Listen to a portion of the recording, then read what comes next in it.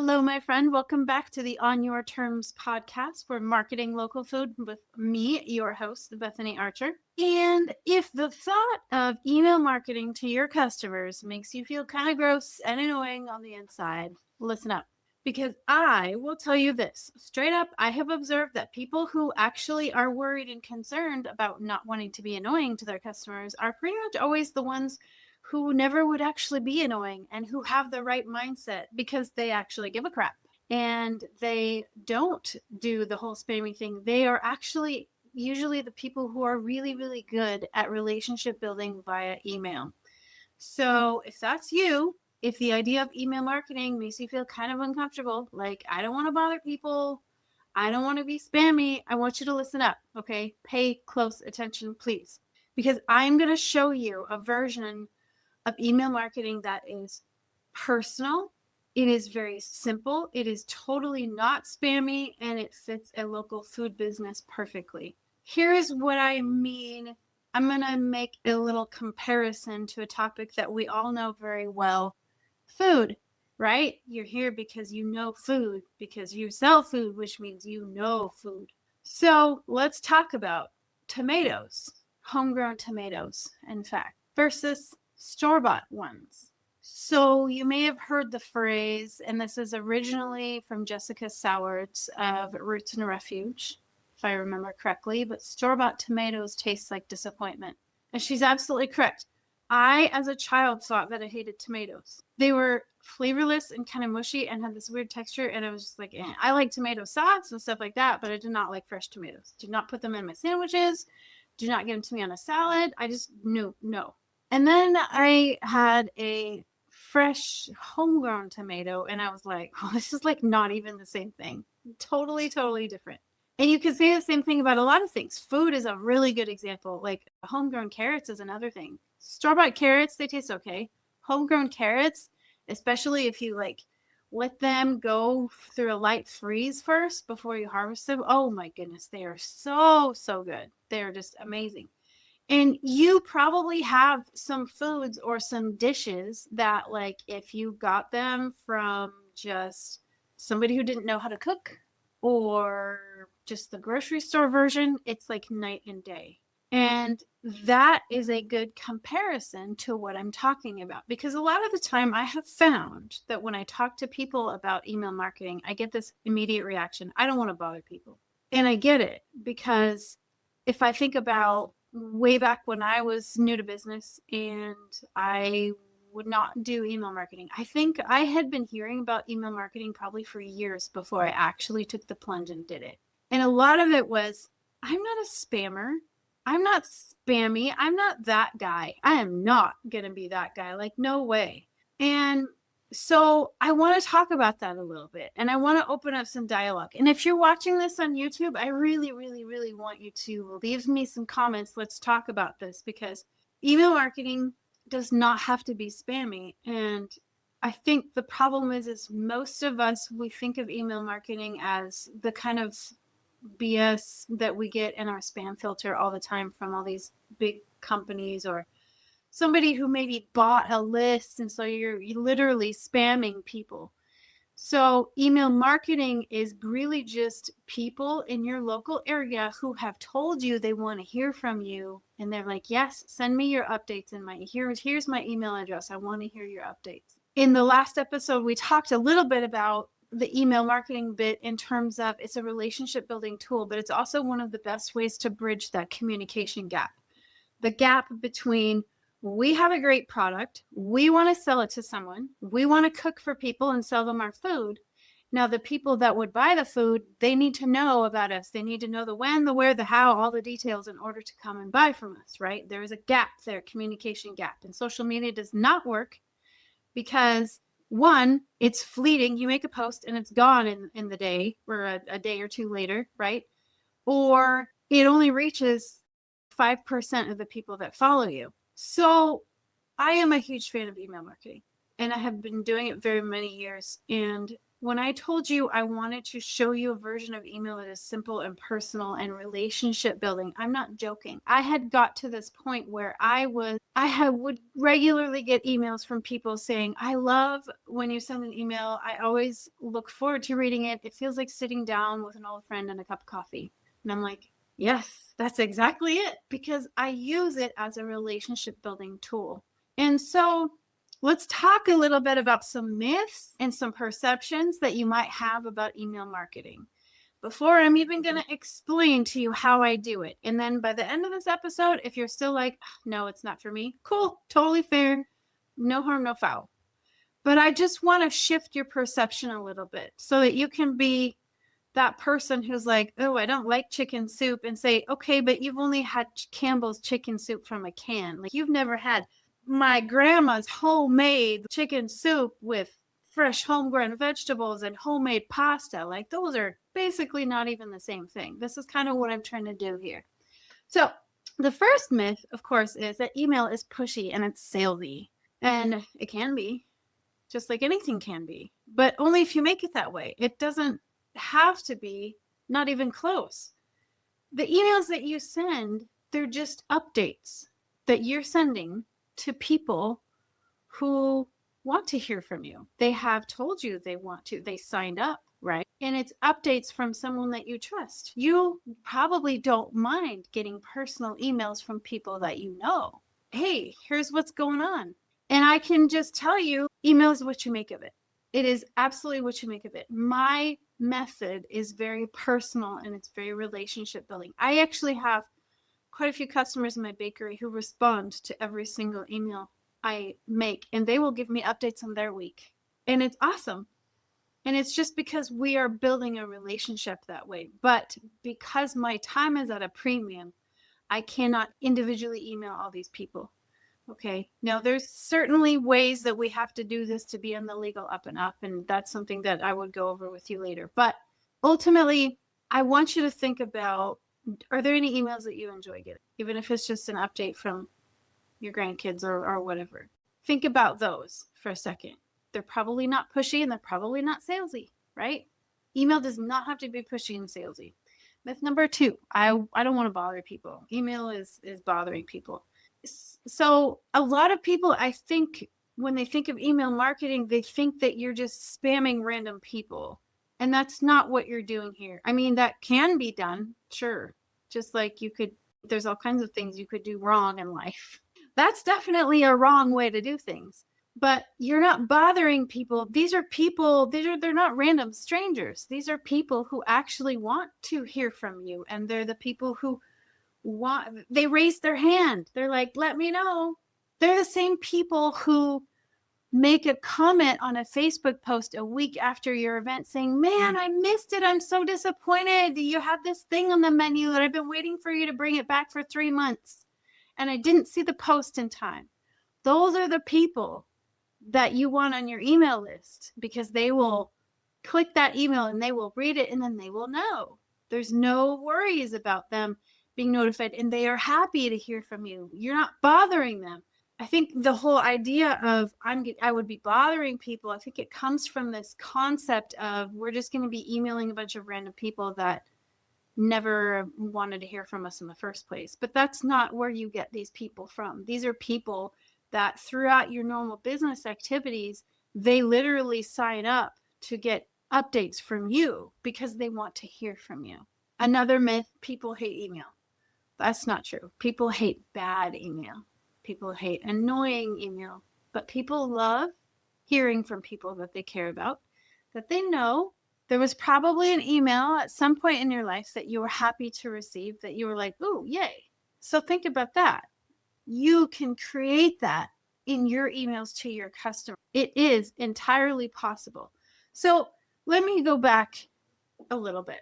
And back in the day, so if you know about me, I used to have a 6-figure online digital design business where I was selling SVG files for Cricut and Silhouette craft cutting machine. I am not doing that anymore, but I had at one point built up my email list to 55,000 people. It was awesome.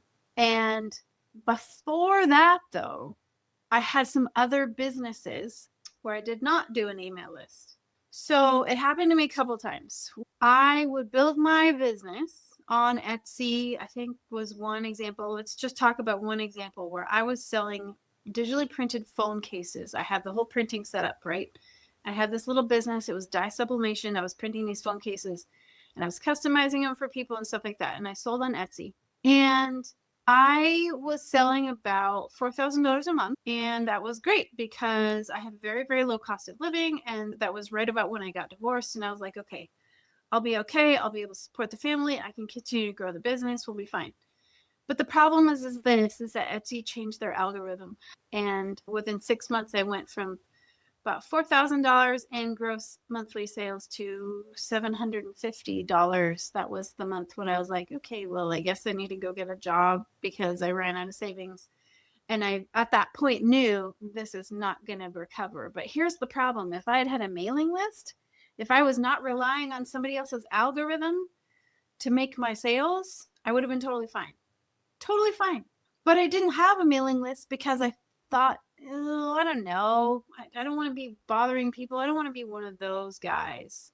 And I remember this dichotomy of knowing, and I had been in the business world enough to hear, like, you got to have an email list, got to have an email list, got to have an email list. And I was like, oh, I don't want to. I was so against it because I just felt like I felt icky about it.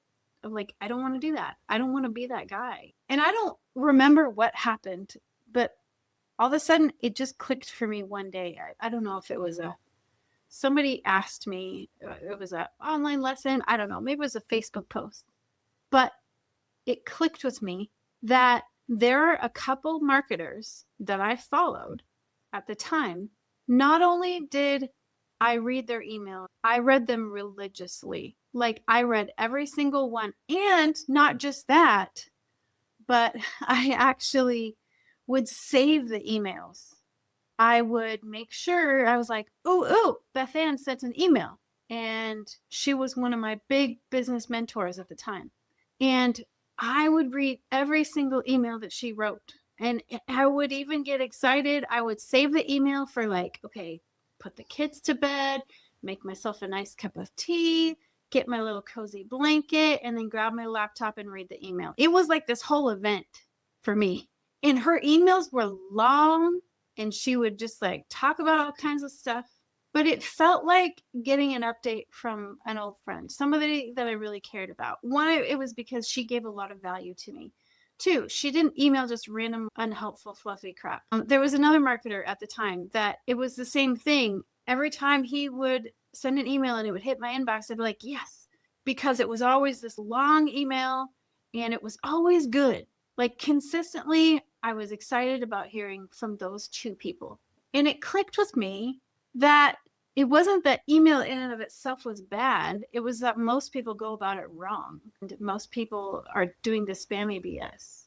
Or for me, at least, the most annoying thing was always when they just like email for the sake of emailing. Because back in the day, they used to teach, oh, well, you have to email like every other day. Otherwise, people will forget about you or whatever, which is just bullcrap. But anyway, these people, they might email me like once a month. But oh boy, did I look forward to getting those emails though. And I read every single freaking one, every time. And I realized that's what I can do. I can be that one who maybe emails once a month, but sends really valuable, important emails. And so that's what I did. And I integrated that in my business. And I had, like I said, I had grown my list in that business up to 55,000 people. And I had an open rate of like 50 to 60% consistently during that whole entire time. I had people who would email me and say, I don't even really like the product that you sell, but I'm on your list because I love hearing about you. I love hearing all the updates. I love blah, blah, blah, blah, blah. Reading your emails feels like sitting down a coffee with an old friend. And I was like, yes, I had done it. I had achieved it because that's exactly what I loved myself as a email reader. So that's what I wanted to do. And that's the same kind of energy and vibe that I have now brought to my bakery. Now I'm just getting started. I don't have any kind of impressive numbers to report. And we'll, give it a couple more months and then we'll really go for it. But I am taking that same kind of energy and I'm turning it into something that works for the bakery. And you have to understand this. Email is a relationship building tool. You cannot build relationships like actual one-on-one, face-to-face, individual relationships with every single customer that your business needs in order for you to go full-time with it or grow it to the point where you want it to be. It is not possible for you to spend that much time relationship building. So email is a way for you to passively relationship build, get people to where they know you a little bit. It's kind of like when people will follow their favorite celebrities and they'll know like what their favorite food is and blah, blah. They know all this stupid stuff about all their favorite celebrities.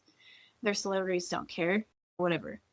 But it's kind of the same concept in that if people like you, if you are someone in your life in that kind of a position where you're selling them something or whatever, chances are they would enjoy knowing more about you and hearing from you. And I talk about all kinds of things in my emails, and it's just random stuff sometimes. And that's okay because it's relationship building and it's what people, they want to know these things and they're intrigued by it. It's a curiosity point for them. You are not being some kind of random spammer. You're not scamming them. You're a real person with a real voice and you're building a real relationship. And sales then are the byproduct of this relationship. And the really, really cool part about it is this email for local food businesses in specific. It's kind of a cheat code. And here's why. We have some unfair advantages over other businesses. So we already meet our customers face to face most of the time. We're at the markets, we're in the food trucks, we're doing this, we're doing that. These people, they actually meet us in person. That helps them. You don't even know that's a massive, powerful thing when it comes to relationship building. And so when you combine that with them hearing from you via email, it's incredibly powerful on how the relationship building goes, because it's just like, I mean, think about it. You meet somebody in person, you're not trying to build trust from nothing the way that you would be as if you just had an online business only. You're local. They know you. They trust you already. They're going to be by default more interested in reading your emails because of who you are, because they know you. Yeah, you know what? Not everybody who signs up for your email list is going to be super engaged. There's going to be some people that don't open any of your emails. It happens. I think most of the time when that happens, it's just because the somehow ended up in spam folders or whatever. But the ultimately is this is the best way to build some super engaged customers who are your true fans, who will buy anything that you make. They will try anything at all because they love you that much. And this is so great because we can, in fact, have relationships with these people where we know their first names, we see them in person, and we know what they want. You know their order already. That's a cheat code. Most businesses don't have that. And it means that any email marketing activity that you do is basically multiplied by 10 or 100 when it comes to the relationship building effect of it. Another advantage that we have, a very distinct advantage, is the product that we sell. What are we selling? We're selling food. Food has historically, tens of thousands of years, basically from the beginning of the human race, food has been connection. So we are selling a product that is inherently relational at its basis. And so that in and of itself is a relationship building tool as well. Like I was saying, or I can't remember if it was this episode or the last one, I was talking about how one of my favorite parts about selling stuff is when I hand somebody one of their giant cookies and they take a bite and they're like, oh my gosh, this is so good. That's like my favorite part. It's very relational. I love that. And they love that I care. And it's so not anonymous or sterile or uncaring or spammy or bothering or anything. Totally, totally not. I do have also still, even now, I have an email list that's, I don't even remember right now. It's less than 100 people right now. But I still have people who are like, where have you been? I have had people tell me because they love me, they love my product. I have had one lady where I had to take some time off. Like I had to take 3 or 4 months off. I came back and she was like, you are not allowed to leave us ever again because they missed me. They missed my product. So this kind of person that I need to have on my mailing list. Okay, she's on my list. I need to have her on my list because she's a fan. She's a true fan. She loves my product. She likes me. She cares about me. So that's the kind of people that we want on our list. And we get that inherent connection. And a lot of it is, well, yeah, we have an advantage because what are we selling? We're selling food. The only other thing I can think of that's the same is like booze. Maybe, people tend to try to feel like they have a relationship with their bartender or whatever. It's kind of similar to that, where, if somebody is giving you food, especially if that food is a really, really good, delicious, whatever, you're naturally going to have a very positive opinion or viewpoint of that person. And so you get to be that person. And then the other thing is this, maybe it's not an advantage, but it's something important to relate to because our product is generally perishable. For most of us, it's very time sensitive. And so we have to have a way to reliably sell predictably and quickly. And email is totally a cheat code for that. I am not kidding you. Like, it is one of the best ways to make sure that people know where you're going to be, what you're going to be selling, all of the details. And over time, as you continue to build your list, you're going to have people who become kind of your core group of the people that always open your emails. There's going to be some people that kind of do sometimes, maybe not all the time. There's going to be new people coming all the time. There's going to be people unsubscribing all the time too. It's just kind of a big cycle. But ultimately, it is the best way for you, well, aside from text message marketing, which we'll talk about another way, because the purposes are just a little bit different. But email is a fantastic way for you to give all the details, everything that somebody might need to know, where you're going to be, where's the address, pictures of what you're going to be selling if you want to, which is always a really good idea. Your full menu, the prices, thoughts, stories behind your food. I mean, all that kind of stuff. It's a really, really, really effective way for you to do that. And then people will show up because they're like, oh, I got your email. And especially, I personally am not above bribery. I will be like, hey, come in and mention this email and I'll give you like $1 off 2 cookies or whatever. And totally, no problem. These people, they are my core list. Yeah, I will give them discounts. I'll give them loyalty discounts or whatever, whatever works. There's different things that we kind of play with. But again, email is a cheat code for when you sell something that's perishable, because we need to know that we are going to be hitting that inbox.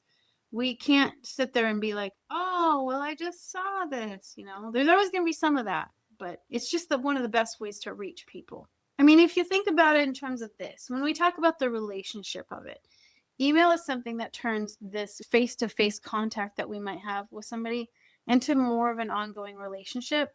But we're able to maintain that relationship with many, many people with way less effort than it would be if we had to actually maintain each of those relationships individually. And that's what we need to do if we want to grow the business to that life-changing level. Now, let's talk about the scalability of email. So email is scalable in the sense that it takes you the same amount of time to email 10 people as it does 100 or 1,000. It's one of the only marketing actions where your reach can grow without your effort growing in return. You will have a minuscule, a little bit of it because the more people that are on your list, the more times you're going to have responses, for example. Emails where people respond, and then of course you're going to want to reply to them back. But it's a numbers game is really what it is. So you will get to a point as you grow to where you can sort of kind of predict how you will do based on how big your list is. And so let me explain what I mean by that. It's not as clear of a translation because most of the time we're not selling our product online. And maybe you are, and then it will be a much clearer translation. But like for me, for example, I'm not selling my product online. I do take pre-orders sometimes. I have a hot plate site, but I have been flying by the seat of my pants and making up my menu a day before I start baking it. And I just have not had time to do pre-orders because, okay, you have the next 3 hours to get your pre-order in before, I'm just not going to do it. But so most of us, we have kind of an idea of how much we're going to sell at any given point, right? And the more reach you have, the more you're going to sell. There's like I said, no easy way to translate that. But I mean, for an example, for real world numbers, let's talk about my old business for a minute, just because it was easy for me to compute that.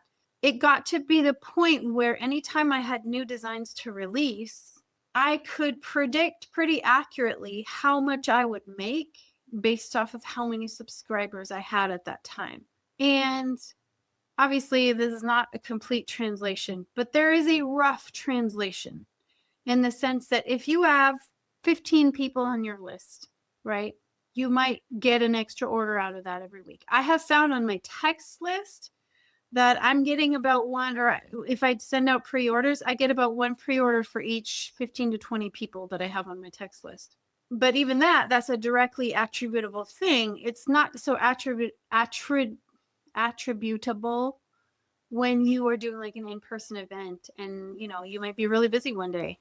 And is that because of your email? Who knows? Maybe it is, maybe it isn't. But just as an overall general sense, you will notice that as your email list continues to grow, your customers will continue to grow as well. You will end up having more people and your business will grow. I'm not promising any kind of numbers. Obviously, like I said, it doesn't track clean. But the principle, you're reaching more of the right people, so therefore you're going to make more sales. So here's an example. I kind of mentioned this in my last episode, but I work with a local food truck here in town, and this is someone who has a following of about 1,000 people. He does not do email marketing. His food is incredible, but unfortunately, his schedule is unreliable and inconsistent because of his day job. So as a result of that, he has a lot of people who love his food and they always want to catch him when he's in town and when he's actually able to serve food. But it's not a consistent thing, and people know that. And so there's a little bit of a reliance on Facebook there, because Facebook is basically, when he's able to be serving, then he will make his Facebook post and let people know, and then they show up, right? And there was this one time when he just didn't really do very well, and he didn't know why, but he just didn't hardly have anybody. He said even my regulars, like the people that usually don't miss one single time, they'll come out every single time, even a lot of them didn't show up. I don't know what happened. I don't know, did I upset somebody, or did my food, is it not good, or what's going on? I said, okay, first off, chances are you did not upset anybody. We know your food is awesome. Like, there's probably something else in play. And then he said the thing that tipped me off. He said, yeah, I hardly even had anybody comment on my Facebook posts. And usually have a bunch of people commenting and liking and sharing and stuff. And I said, oh, okay, well, that's your problem right there. That's exactly the problem. And so we talked about the algorithm, the Facebook algorithm, how it only shows your content to about 3 to 8% of the people that follow you. And that is all determined pretty much in the very beginning when you make your post. The first few people who happen to see it, how they react, that kind of sets the tone for that whole post. And so I showed him how to go into his Facebook business, the back settings or whatever, and so that he could see the numbers on his posts, because it will show you how many people interact with your posts. And of course, it's exactly what I thought. His post just reached a fraction of the normal amount of people that it reached. I mean, it had a very, very low reach. It was probably less than 1%. I don't even know. It was just crazy, ridiculous. And I said, well, that's the problem right there. Facebook's algorithm just was not in your favor. But the problem is that affected a whole entire day. He lost hundreds and hundreds of dollars of sales that he probably would have made that day because Facebook's algorithm didn't cooperate. And I said, this is why you need an email list. And this is one of the people who has told me, I don't want to do an email list because I don't want to bother people. And I'm thinking, people love talking to you. People will sit there at his food truck, just chatting away. Of course they want to hear from him.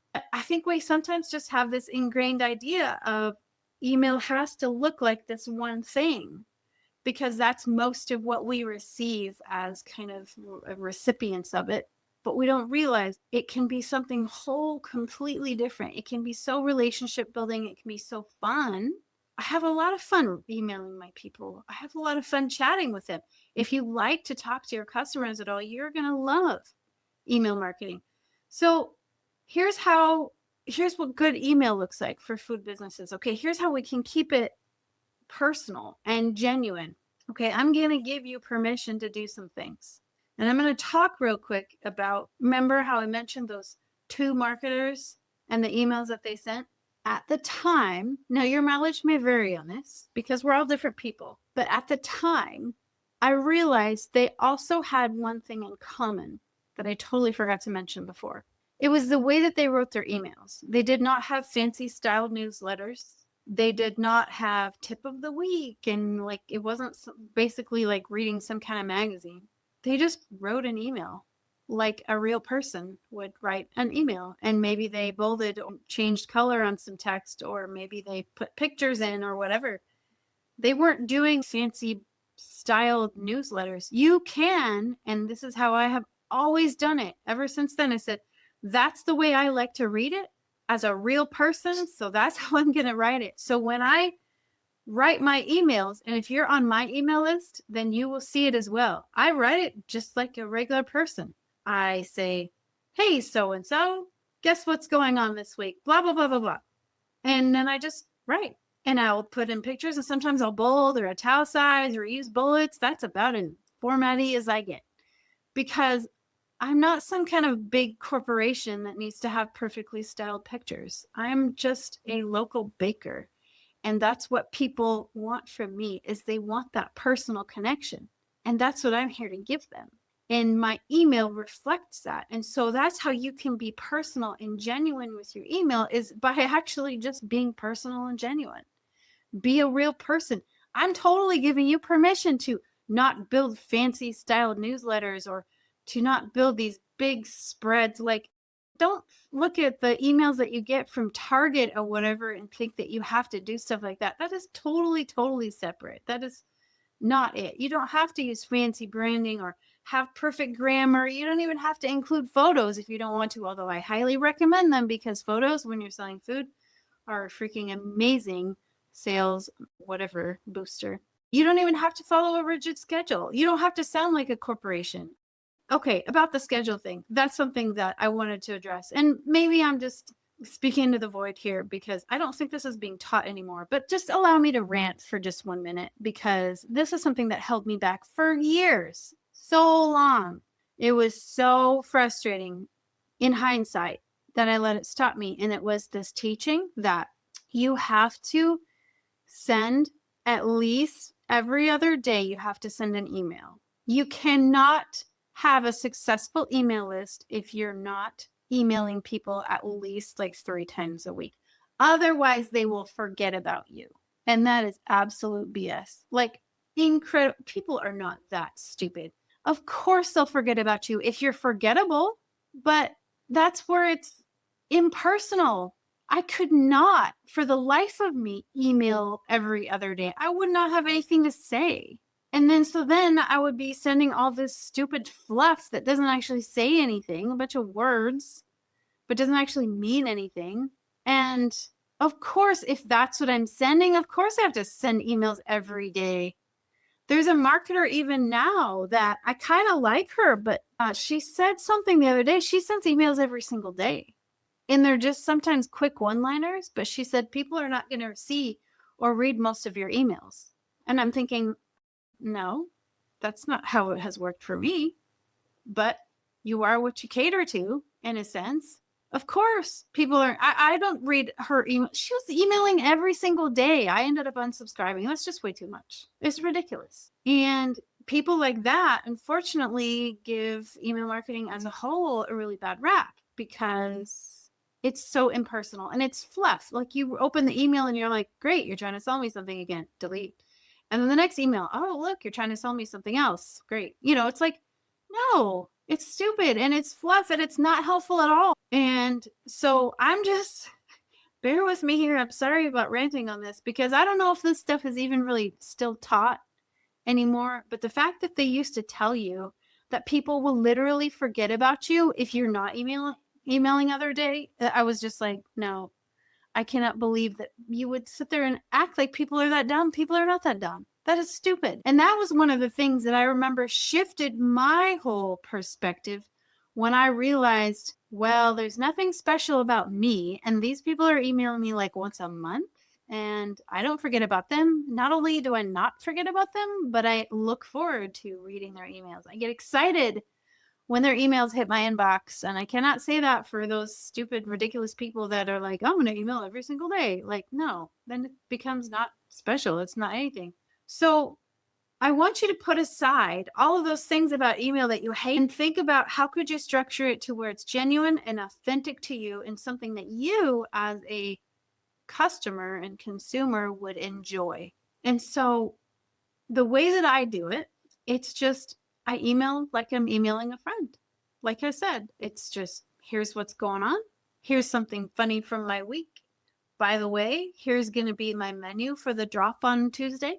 And I'm working on this really cool thing. I'm sure you're going to be super excited about it. Here's where I'm going to be. Here's this other thing that I felt like rambling on about. And then that's kind of it. Like, I really just kind of wing it. But people respond well to it because it's authentic and it's genuine. And that's me. That's who I am. That's how I am. I am very rambly, in case you haven't noticed. I tend to write a lot or go on about things. And so it is very authentic when I do that in the email too. And that is just how Bethany does things.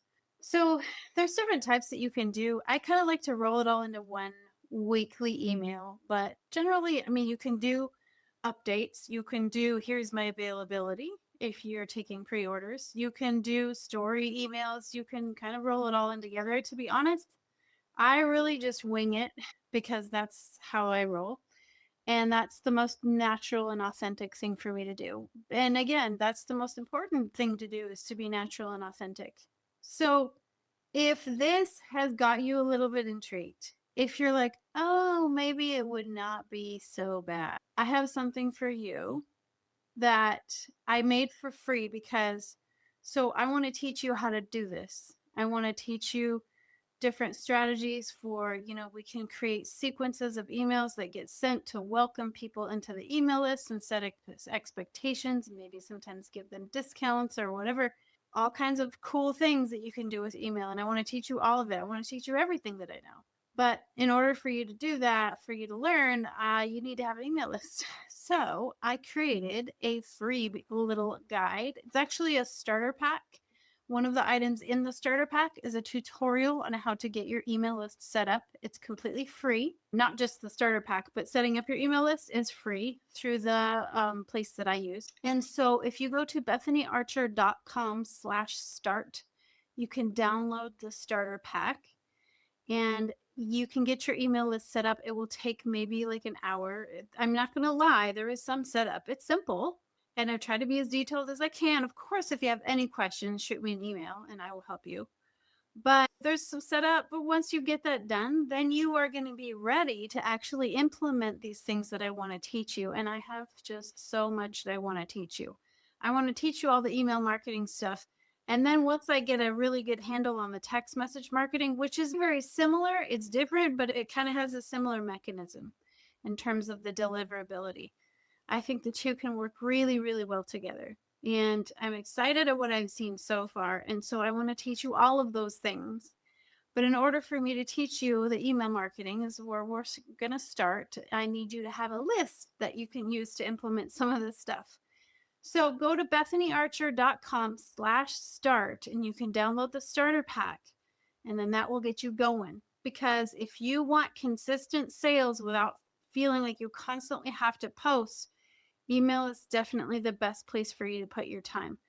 I am not, like I said, I've got a lot going on in the next couple of months trying to get my house ready for sale. And then once I get it sold and everything is done, then I will be able to focus on this. But what I want to do with my bakery, and I'll of course tell you all about it as I do it, is I want to get to where I'm only using social media to drive signups for my list. And then my list is where you get updates and things like that.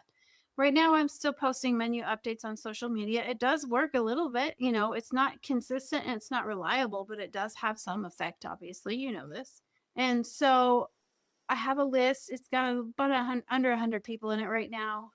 I have been kind of growing it passively here and there, but to be honest, I don't love taking emails in person and then having to type them all in to my list provider. It's kind of annoying.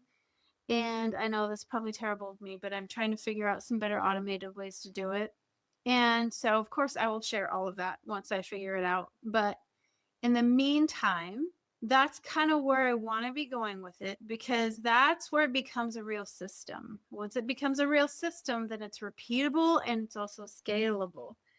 And once it's repeatable and scalable, well, then it's just really a numbers game in a matter of time before I get enough people to grow that my business where it is that I want it to go. Once the ball is rolling, then it's real momentum for me and my business. And I want that for you too. So go to bethanyarcher.com/start.